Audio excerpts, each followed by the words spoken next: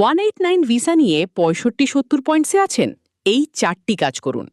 Occupation যদি MLT-SSL লিস্টে থাকে এবং আপনার পয়েন্ট 65+, তাহলে আপনি সাবক্লাস 189 এর জন্য ইউআই সাবমিট করতে পারবেন।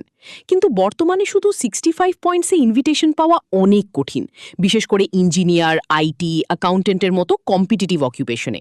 তাই পয়েন্টস বাড়াতে এই 4টি কাজ করুন। নাটি টেস্ট দিন। এটা একটি ট্রান্সলেশন টেস্ট, যেখানে বাংলা ইংলিশ ট্রান্সলেশন করতে হয়। ভালো বিষয় হলো এই টেস্ট অনলাইনেই দেওয়া যায়। নাটি থেকে এক্সট্রা 5 পয়েন্টস পাওয়া যায়। ইংলিশ স্কোর বাড়ান। কম্পিটেন্ট ইংলিশ IELTS 6 থেকে প্রফিশিয়েন্ট বা সুপিরিয়র লেভেলে উঠুন। এখান থেকে এক্সট্রা 10-20 পয়েন্টস পর্যন্ত পাওয়া সম্ভব। পার্টনার স্কিলস ব্যবহার করুন।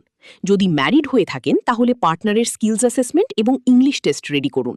এতে এক্সট্রা 10 পয়েন্টস অ্যাড হতে পারে। এক্সপিরিয়েন্স পয়েন্টস ঠিকভাবে ক্লেম করুন। আপনার ওয়ার্ক এক্সপিরিয়েন্স এমনভাবে ক্যালকুলেট করুন যেন 5 to 8 years experience points claim করতে পারেন। আর শুধু সাবক্লাস 189-এ ফিক্সড থাকবেন না।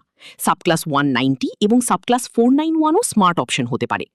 কমেন্টে জানান আপনার অকুপেশন, ANZ CO কোড আর কারেন্ট পয়েন্টস। আরও অস্ট্রেলিয়া ইমিগ্রেশন আপডেট পেতে সাবস্ক্রাইব করুন।